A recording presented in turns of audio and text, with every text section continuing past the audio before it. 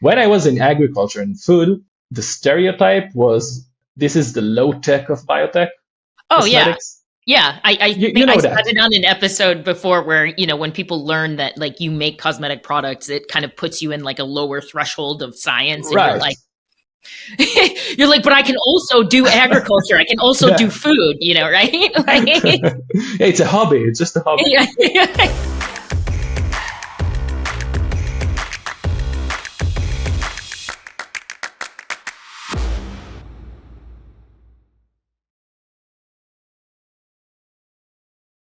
Hello, and welcome to another episode of Demystifying Cosmetics.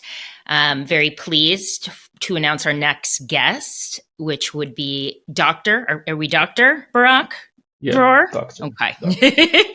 I will refrain from calling you doctor throughout this episode, though. But our guest today is Dr. Barak Dror, who is the co-founder and CTO of Mycelium Biomaterials, which is a young startup redefining the personal care and cosmetic industry with sustainable fungi-derived ingredients. Barak has over a decade of hands-on experience in biotechnology, microbiology, and product development. He combines his PhD in biotechnology and an MBA in biomedical entrepreneurship to bridge science and business. Formerly an R&D leader in food tech and agri-tech, he now channels his expertise into tackling global challenges like microplastic pollution by harnessing the power of nature. A father of two, Barak is driven by a passion of innovation, sustainability, and making a lasting impact both in the lab and in the world. Welcome to today's episode. Hi, thank you. Thank you so much for having me. An enthusiastic listener of your podcast. You know that. Yes, actually, you are one of the first individuals that had reached out to be like, I listened to the episode, this one, and I'm really interested in talking to you about what I do. So instead of me kind of badgering my network of people, I was like, excellent. And then we got on the call and we found out we had a lot of kind of overlapping both experience in terms of our, employment at Indigo Agriculture, but also kind of this interest in synthetic biology as well as fungi and chitosan specifically. So on today's episode, we're really going to be talking a little bit about fermented ingredients. I think I broadly said synthetic biology, which, is used interchangeably with, fermentation technologies, fermentation science.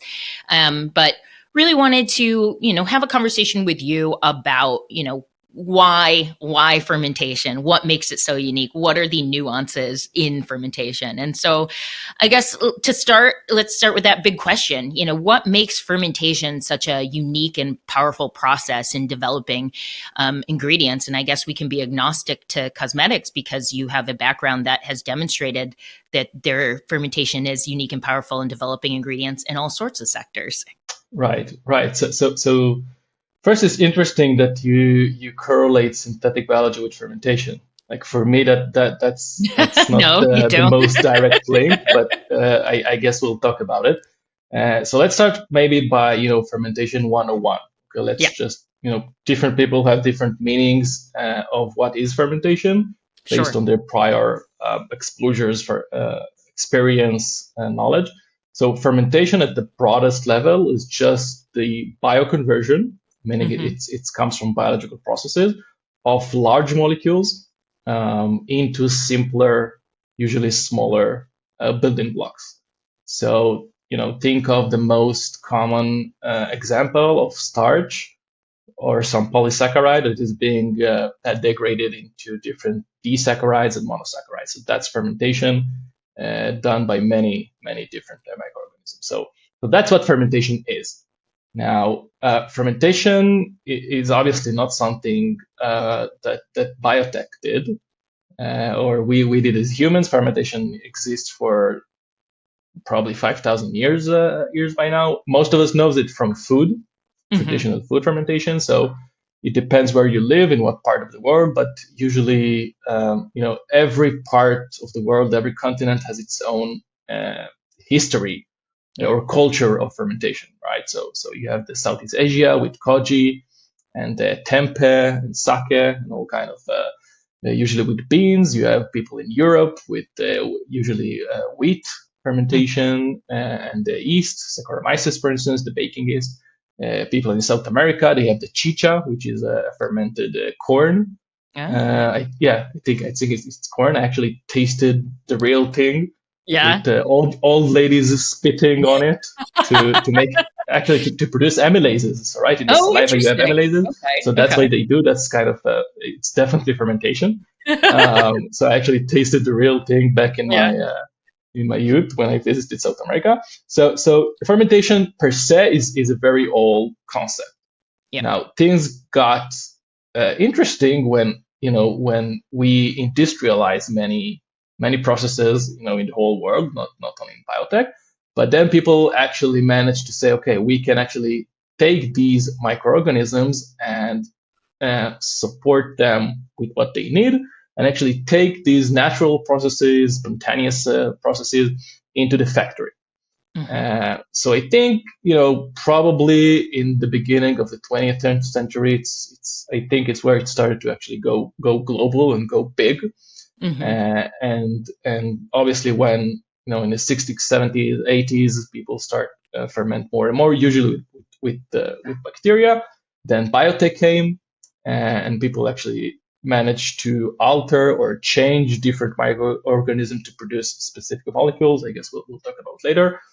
And now I think it's not only in traditional food, but it's in the food industry as a whole. Enzymes, different texturizing agents, different flavors, preservatives in the textile and the paper industry, with many enzymes that are being fermented, derived from fermentation.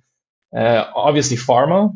Right, pharmaceutical. We now ferment antibiotics. We ferment growth hormones, insulin, all kind of different small molecules, and obviously in personal care, which is what we will probably talk later. So fermentation is a very old concept, and the synthetic biology part of it is actually rather new. Again, when people realize that we can change or increase, enhance, improve yield, the molecules themselves whatsoever.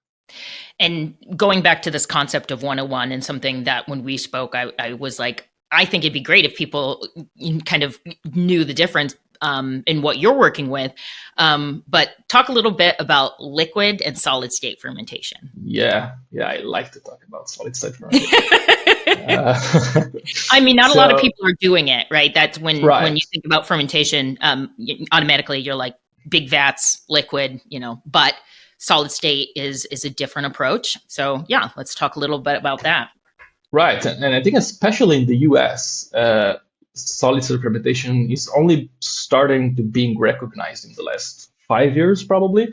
So yeah, fermentation, again, because that's how it started, usually goes into the big stainless steel tanks filled with water or any other liquid, the microorganisms, different feedstocks, trace elements, all kind of goodies for the microorganisms to live. Again, usually bacteria, and people just work with that because that's easy, right? Because you have this liquid tanks. It's very uniform in terms of nutrients, in terms of temperatures.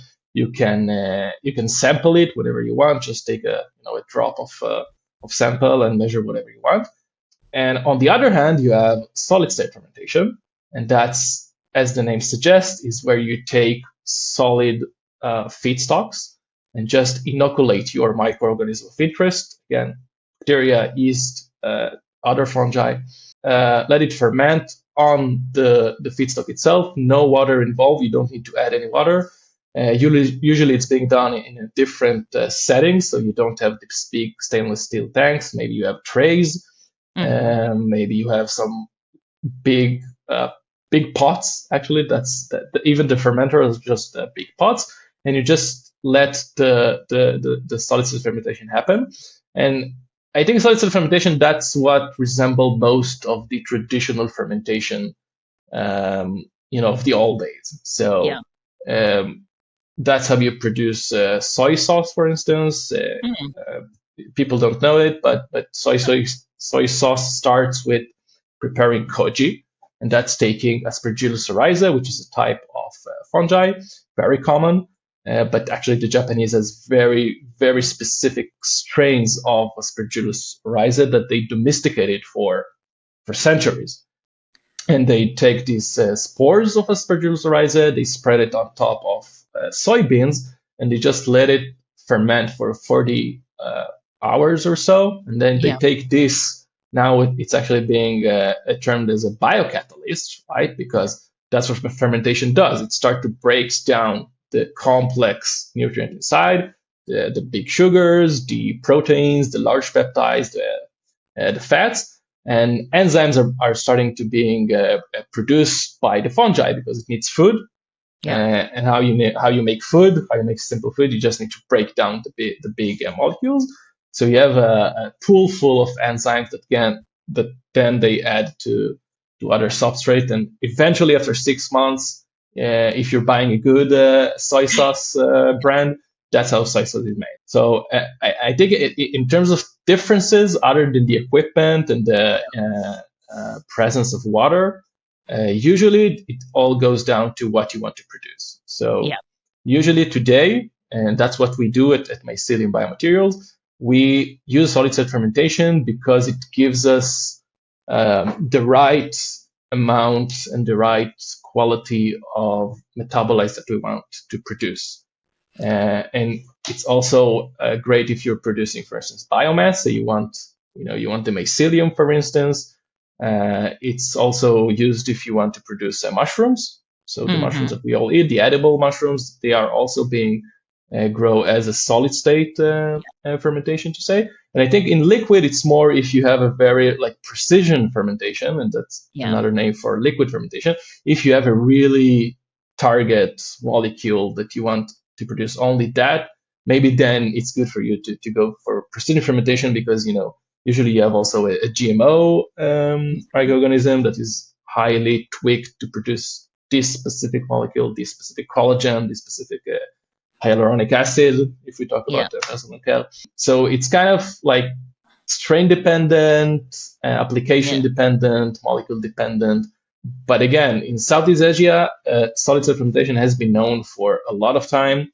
It then, I think, in terms of history, it started to wander into France. I don't know why, but that just how it went in the 60s or 50s.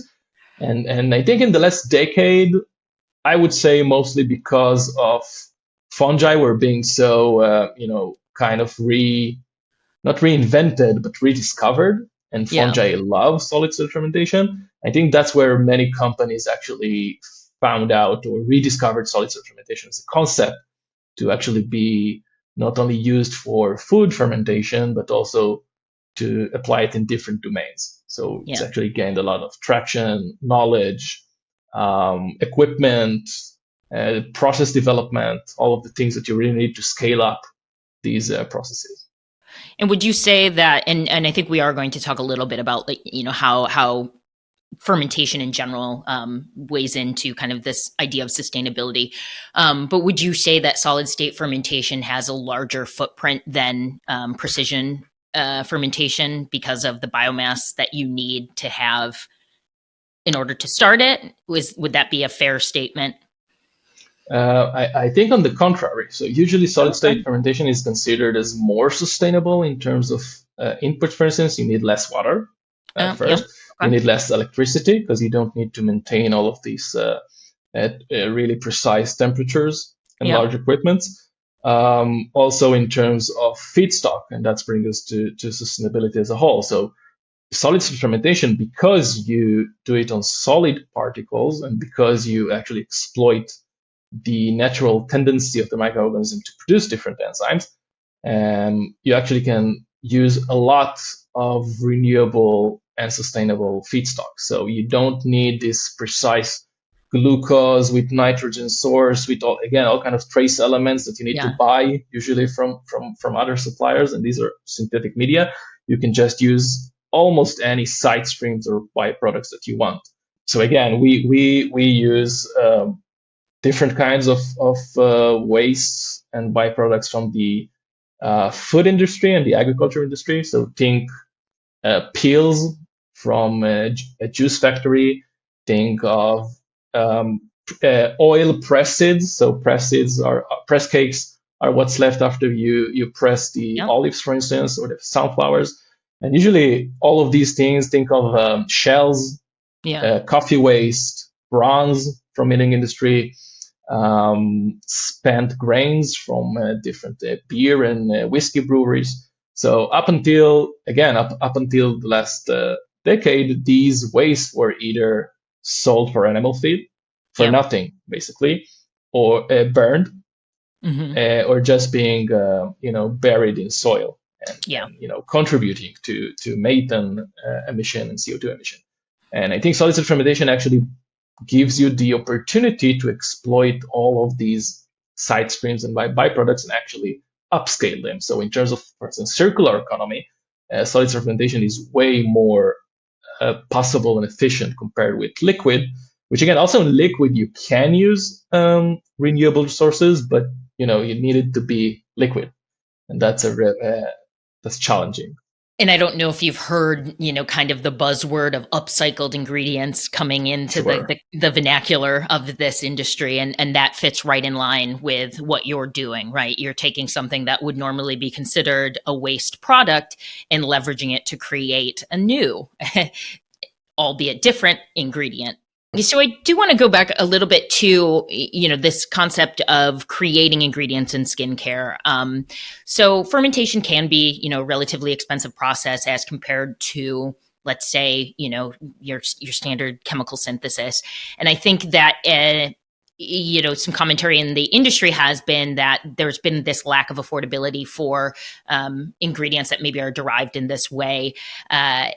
Sometimes companies have been looking to replace petro-derived ingredients with fermentation, but bottom line economics is if you're having to pay 5 times as much, you won't see a lot of traction. And so if you were to ask someone, name a company that has successfully scaled and had the longevity in the fermentation space, it's really difficult actually in personal care and cosmetics.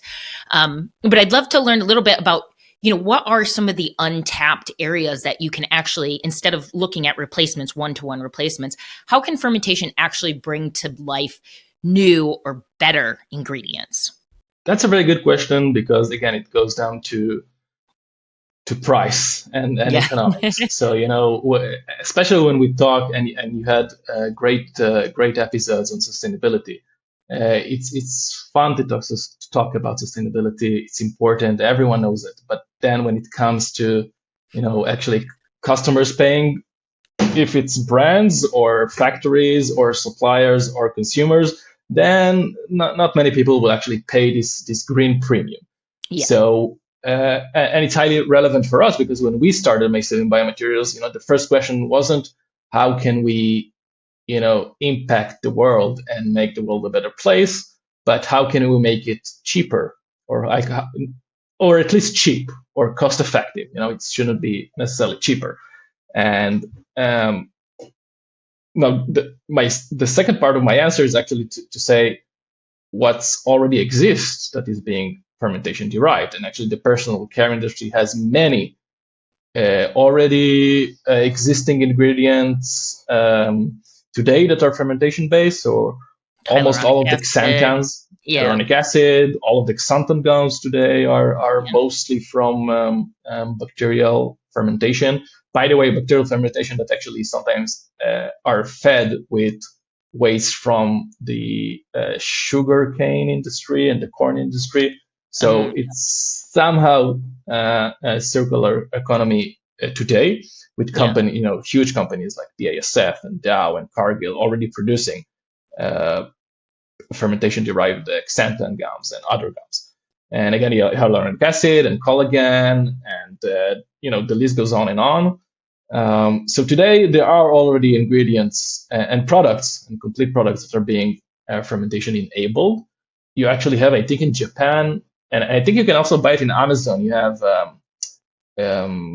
oat water, fermented oat water that you can or if there's like the fermented rice water. Yep. Yeah, fermented rice water and fermented oat water. Yeah. And you can buy also, I saw it in Amazon, Greek yogurt skin cream.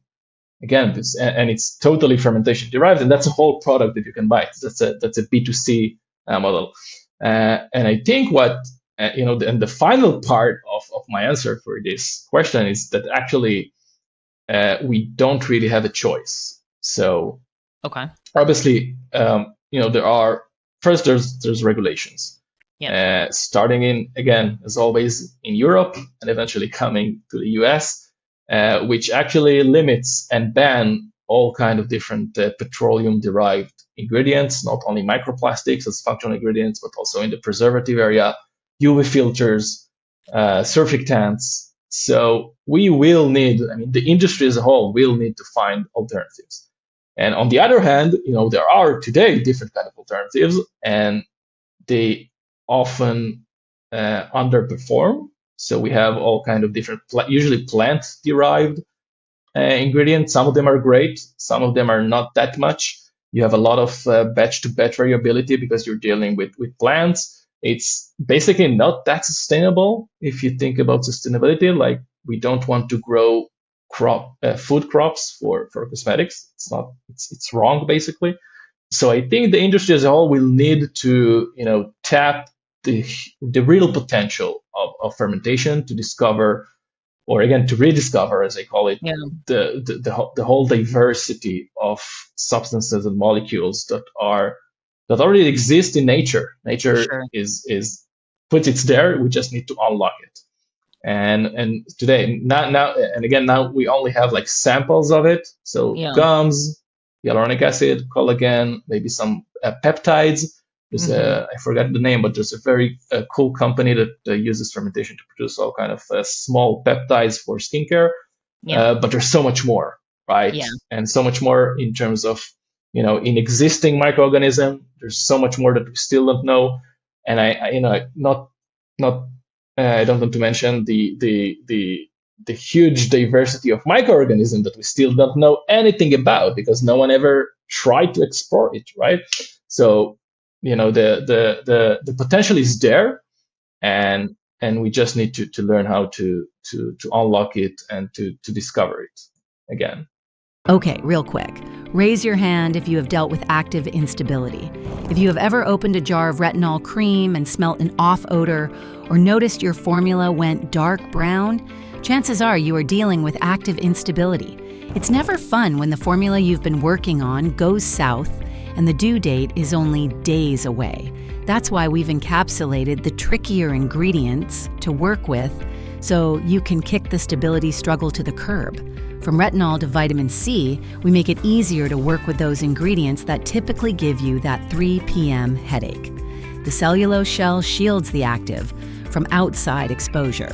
Things like air and light that are likely to cause active breakdown, giving you the power to create stable and effective formulas without the trial and error. Ready to quickly create effective skincare formulas? Discover Tagra's Cellucaps line by going to tagra.com/cellucaps. So, have you encapsulated yet? Now back to the show. And, going back to, the industry is going to have to move to that. And, we talk about things like xanthan and hyaluronic acid, but those have been around for decades, right? And so, coming from a company that was focused on using, fermentation technologies to bring ingredients to life, how do you start to be able to innovate and scale and provide cost-effective ingredients, right? Because, again, like you mentioned, we can say, oh, this is sustainable, but is that, is the consumer willing to pay more for that? Maybe sometimes, but when it's significant, no, right? We haven't seen that. We haven't seen that traction.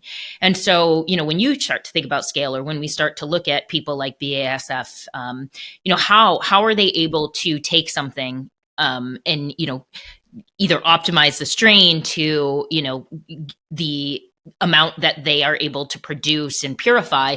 How do we start to think about actually going from, I have this $1,000 a kilo product, how do I get it down to 100? What are the economics that you have to think about? Yeah. Wow, it's like a 2-episode answer, but because scale up will always be a challenge. for fermentation. And just to borrow a case study from a different industry, the bioplastic industry. So plastic is a problem in packaging of not only of cosmetics, of food packaging, any product packaging it's a problem. And people have been trying to produce bioplastic using fermentation for, I don't know, 40 or 50 years by now, and we still don't get to the price where we need like plastic for packaging that's 5 cents, 10 cents per kilo. With a biological process, you will never be in this price range. You will. It won't. Even if you have a very, very, very efficient microorganism. So I think the answer will probably be other than tech innovations. So all kind of different GMO or non-GMO. You can do a lot of strain improvements and strain optimization using non-GMO methods, directed evolution, and all kind of stressors, and the science goes on and on in order to optimize the yield, and again in order to find out, identify new substances and new molecules. But I think we will see some like a contradicting trend where we will have a lot of startups discovering fermentation or applying fermentation within the personal care industry for active molecules, functional molecules, multifunctional molecules, like we try to do, where we combine both functional and active properties. So a lot of companies that will develop the tech or develop the lab scale or the pilot scale, which the large companies, the multinationals, just don't have the bandwidth to do it, or the innovation, or both. And then we will actually see, in the same time, the big companies, the one that already have the capex, the one that already have the equipment, will actually work together, either by just buying the promising startups or having some collaborations, and actually bring that to scale, because the equipment mostly is there. We don't really need to produce a whole new equipment that no one heard of. It's not like in AI that suddenly you get some new tech that out of the blue, like AI agents. It's there. We just need to use it for the most promising tech. And I think that's what we actually seen in the last, again, from my perspective, going from agriculture to food to cosmetics. We actually see more and more CMOs companies, like tool manufacturing companies within the fermentation industry. We see more of them. We see more of the strain optimization companies, more of the equipment suppliers. So we actually see the ecosystem is being, is getting bigger and bigger. Again, and not only in Europe, but also in the US. We have some very cool companies in the area of fermentation, enabling equipment ecosystems. So, Synonym are one example. If you want to check, Liberation Labs, all of these companies that are just enablers of fermentation techniques for other companies to use. Nice, yeah. And so now is the somewhat personal question, but also I think will maybe tie into how you decide what you are going to focus on. But you left agriculture to go into personal care and cosmetics. Why?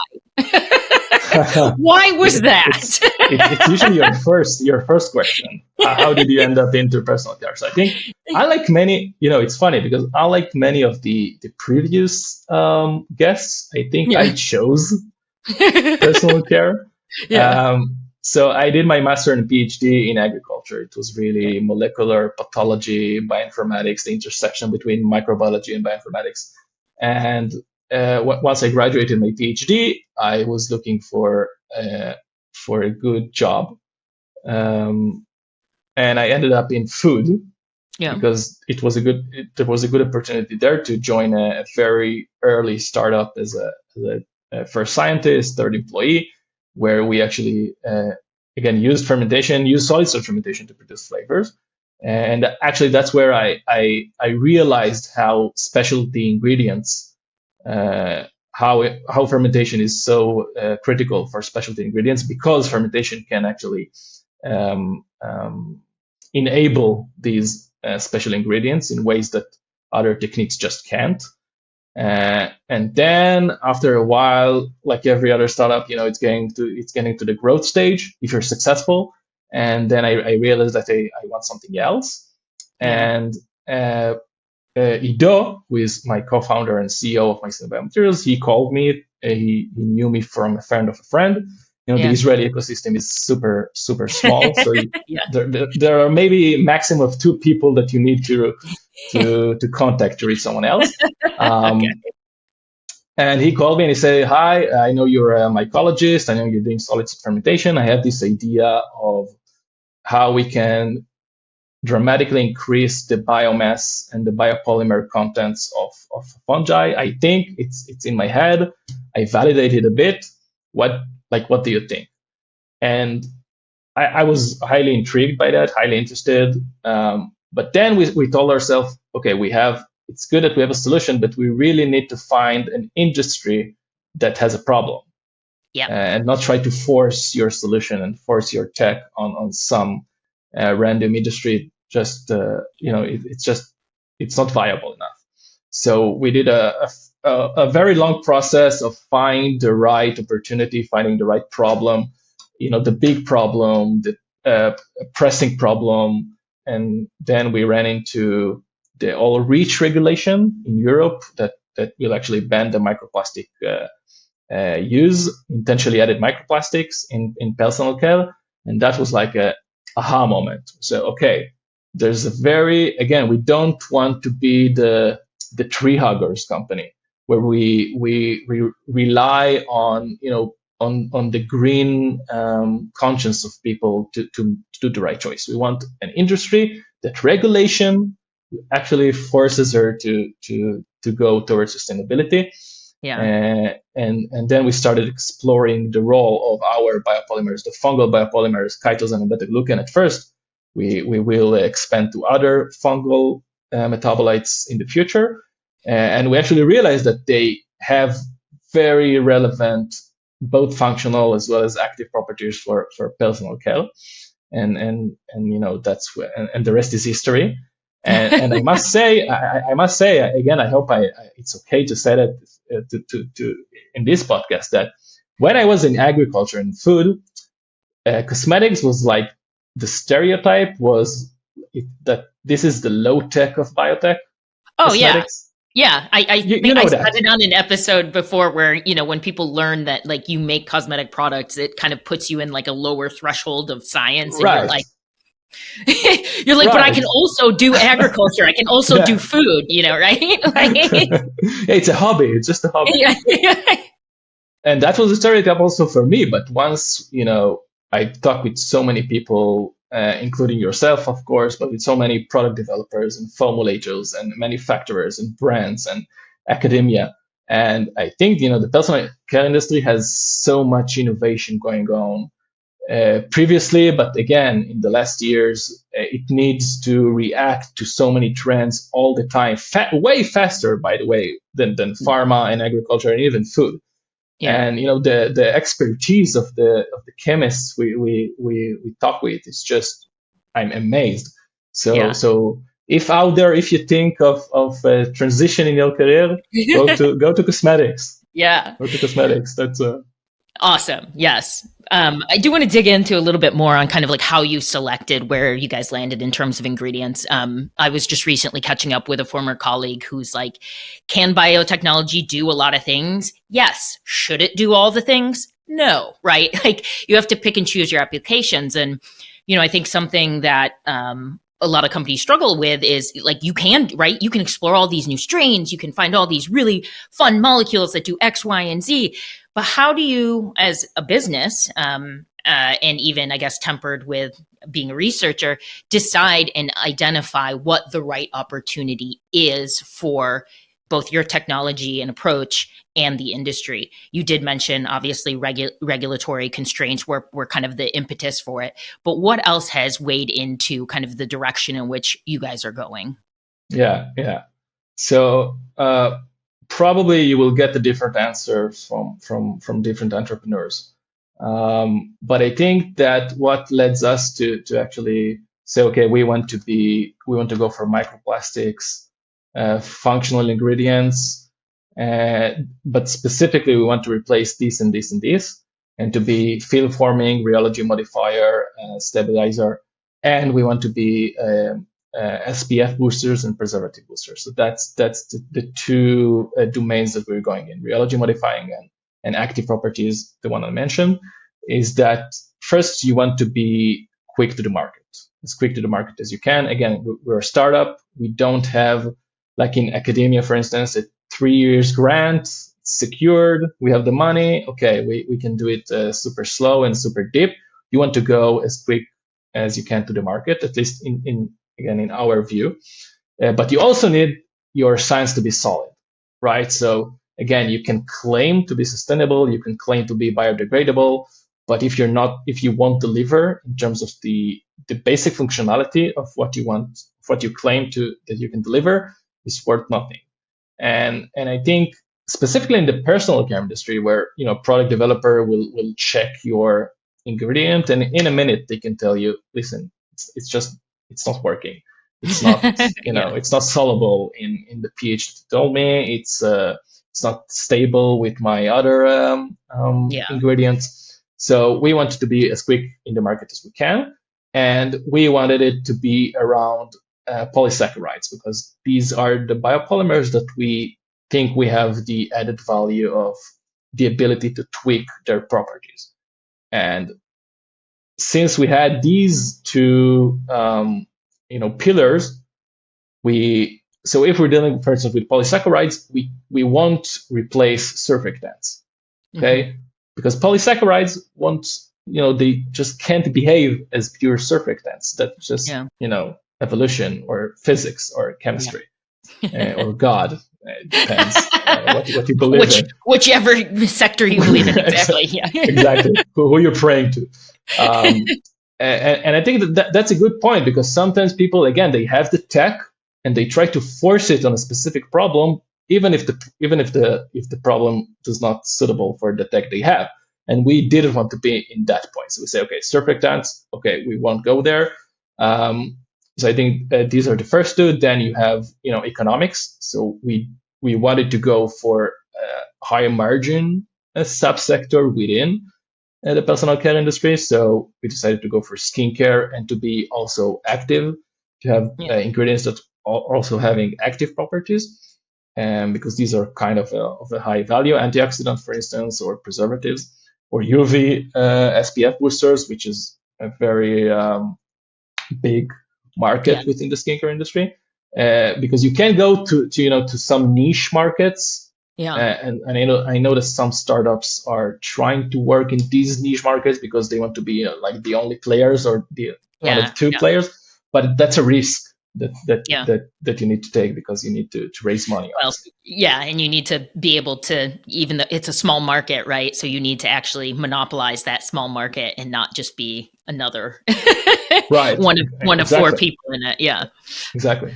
So again, I'm not Warren Buffett. I can't recommend people what to do, but that's how we work with Mycelium Biomaterials. And I think, by the way, and that's another important thing to do, is just to validate the market all the time.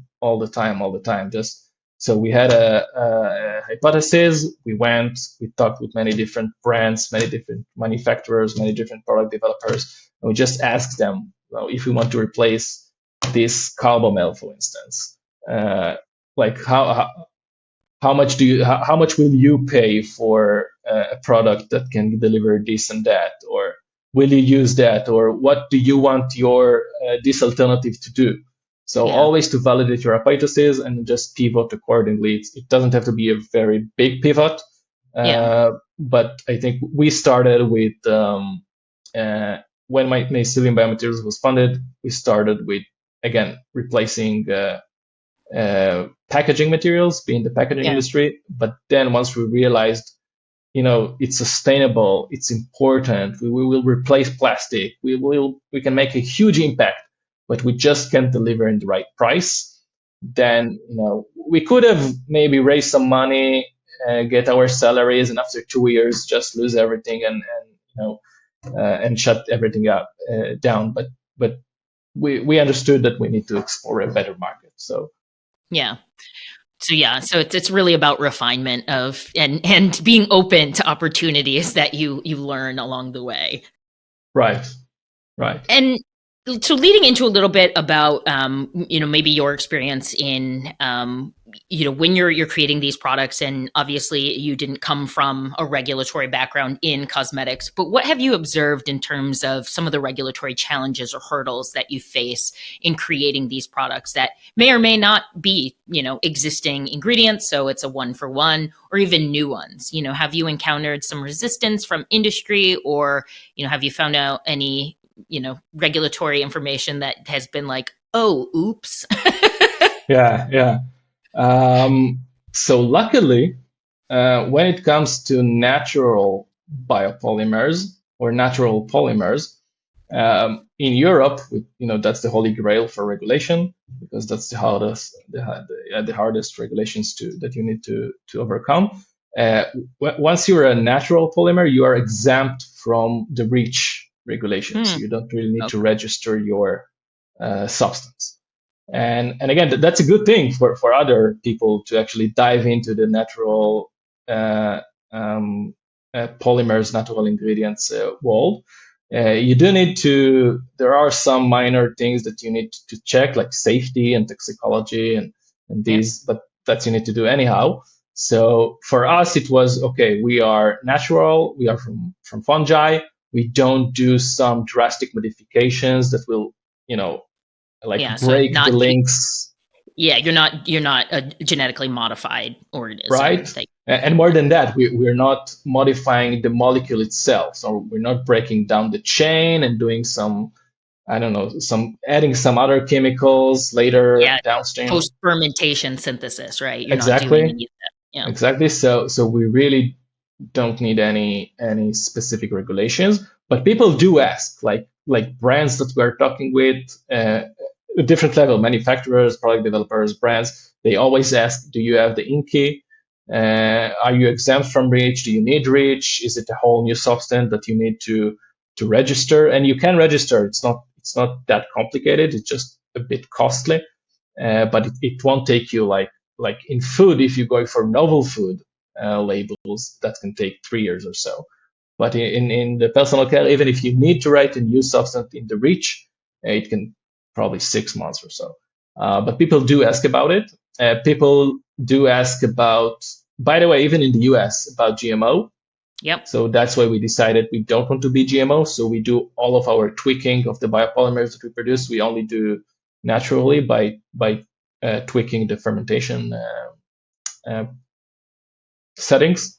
Yeah. But people do ask about it, even though that the biopolymers themselves have no GMO material. within them. Genetic material.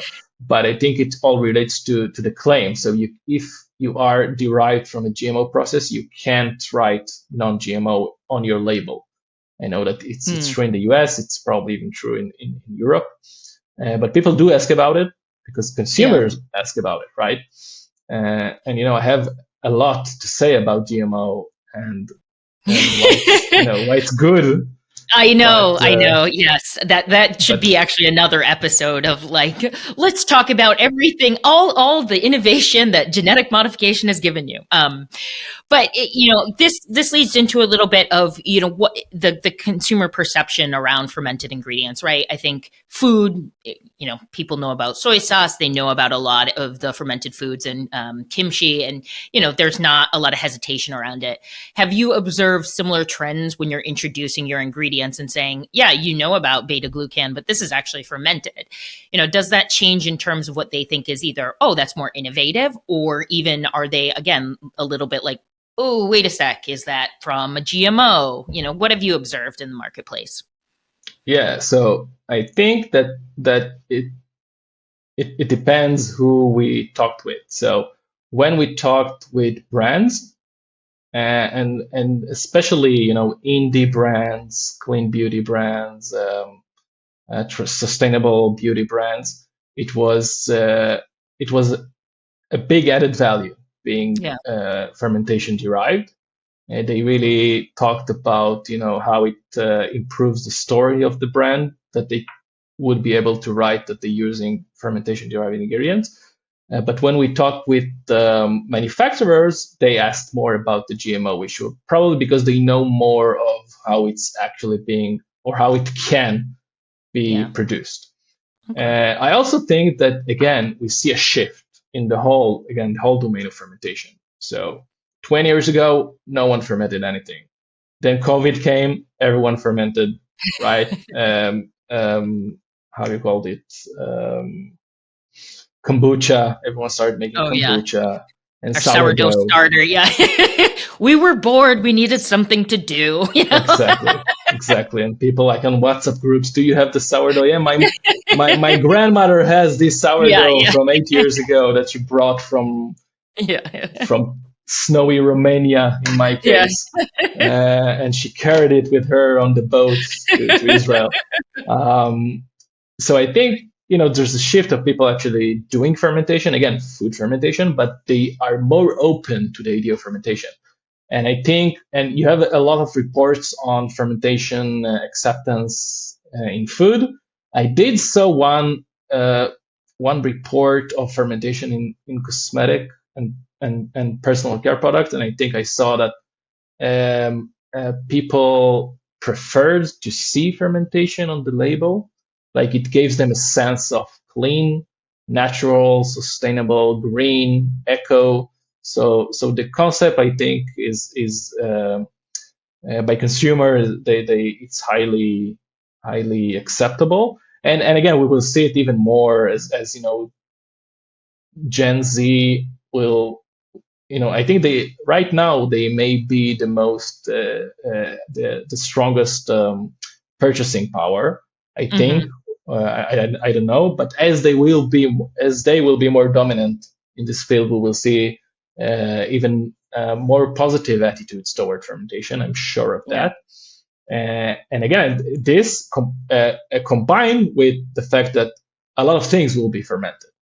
Right. So I think, again, in 5 years from now, a big supplier that won't have an arm that can produce fermentation derived ingredients will just lose its advantage.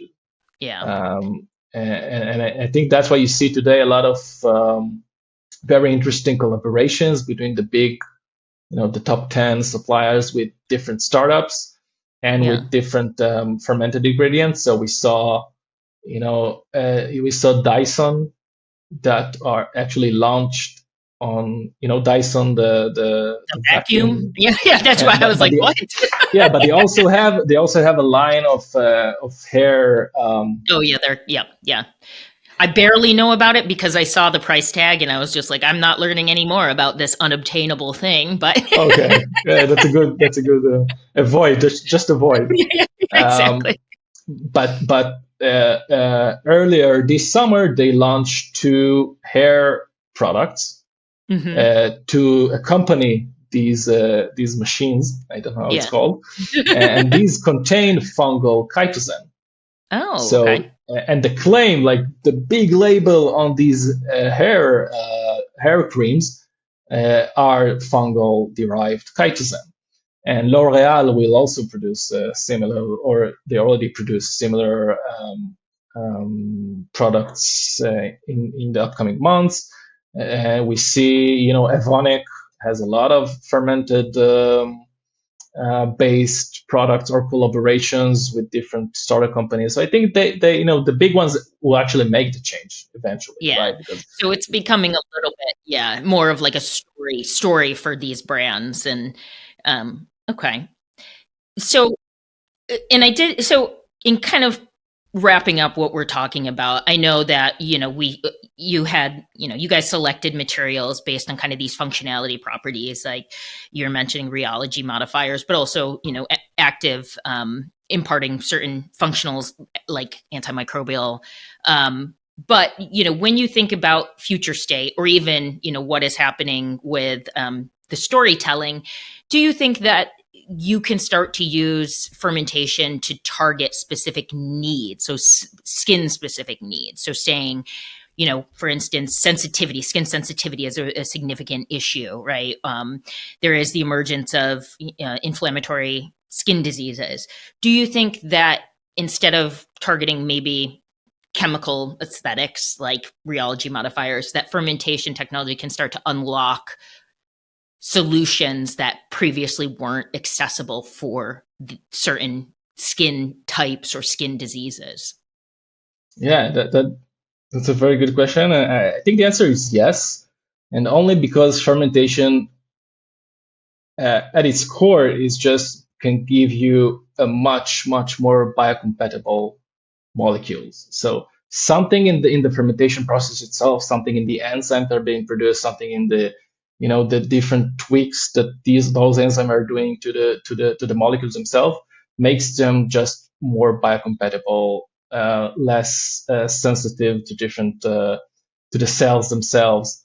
So I think in China 4,000 years ago they actually used fermented products as skin moisturizing and soothing. So, and we do again. There are some few startups that are trying to address these dermatocosmetics and different skin types and different skin diseases and different skin conditions with fermented products, and they just take use of this biocompatibility advantage that it's very hard to get with synthetic manufacturing, synthetic chemistry or synthetic design of molecules. And at first it will probably be more of a trial and error kind of developing product development, or by chance, or again something that is heavily rely on very long research in the university of someone who explored it. But we see even today, like beta glucans, not only from plants but also from fungi, they have a very promising effect for skincare. So they have immunomodulation effects and anti-inflammatory effects. So again, we're just starting to to scratch the potential of these fermentation-derived ingredients for not only again what the the basic stuff, but also for much more complex conditions. Awesome. And so when as a parting tidbit of knowledge for anybody listening in who is an up and coming entrepreneur, or even a mycologist without direction, what advice would you give to them in their journey into the cosmetic and personal care world? Find this unmet need, or barely unmet need, and just start ferment. You probably already have a very good solution. You just need to do it, and the timing is now, because again in 5 years it will be a red ocean. Yeah. Yeah. All right. Well, thank you. This was fun. I appreciate your time. Thank you.